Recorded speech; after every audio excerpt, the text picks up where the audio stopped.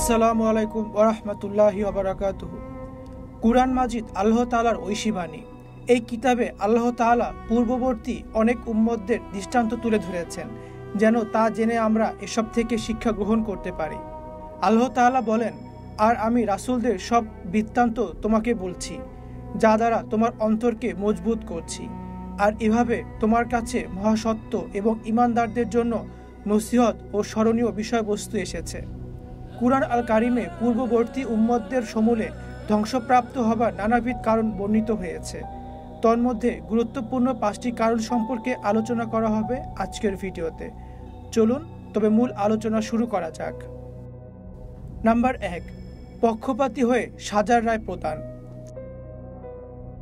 একটি আদর্শ সমাজ গঠনে সুষ্ঠু বিচার ব্যবস্থার গুরুত্ব অপরিসীম, কিন্তু বিচারক যদি কোনো পক্ষের প্রতি পক্ষপাতিত্ব অবলম্বন করেন তখন আর ইনসাফ প্রতিষ্ঠিত হয় না, যা কিবা আল্লাহ তাআলার নিকট অত্যন্ত অপছন্দনীয় কাজ। রাসূল সাল্লাল্লাহু আলাইহি সাল্লাম আমাদের এ ব্যাপারে সতর্ক করেছেন যে পূর্ববর্তী উম্মতরা সঠিক পদ্ধতিতে বিচার না করার কারণে ধ্বংস হয়েছে। আয়েশা রাদিয়াল্লাহু তাআলা আনহা থেকে বর্ণিত, নবী সাল্লাল্লাহু আলাইহি সাল্লাম দাঁড়িয়ে খুতবায় বললেন, তোমাদের আগে জাতিসমূহকে এ কাজই ধ্বংস করেছে যে যখন তাদের মধ্যে কোনো সম্ভ্রান্ত লোক চুরি করত তখন তারা বিনা সাজায় তাকে ছেড়ে দিত।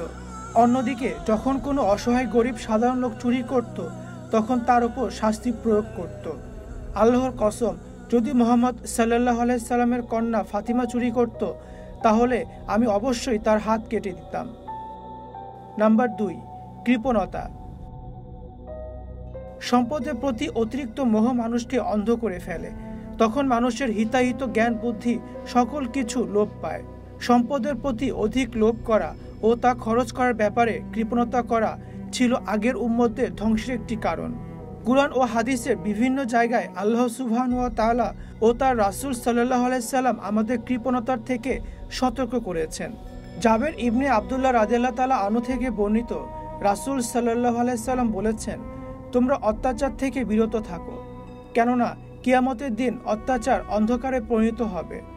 তোমরা কৃপণতা থেকে সাবধান হও, কেননা এই কৃপণতাই তোমাদের আগের জাতিকে ধ্বংস করেছে। এই কৃপণতা তাদের খুন খারাপি ও রক্তপাতে উৎসাহ জুগিয়েছে এবং হারাম বস্তু হালাল জ্ঞান করতে প্রলোভন দিয়েছে। নাম্বার 3, অপ্রয়োজনীয় প্রশ্ন করা ও তর্ক করা। পূর্ববর্তী উম্মতদের একটি সাধারণ বৈশিষ্ট্য ছিল যে যখন আল্লাহর নবীগণ তাদের কাছে সত্য দিনের দাওয়াত নিয়ে উপস্থিত হতো তখন তারা তাদেরকে প্রত্যাখ্যান তো করতই, পাশাপাশি তাদের সঙ্গে অহেতুক বিবাদে লিপ্ত হতো এবং অবান্তর সব প্রশ্ন করে তাদের বিরক্ত করত। এটি ছিল তাদের ধ্বংসপ্রাপ্ত হবার একটি ধারণা।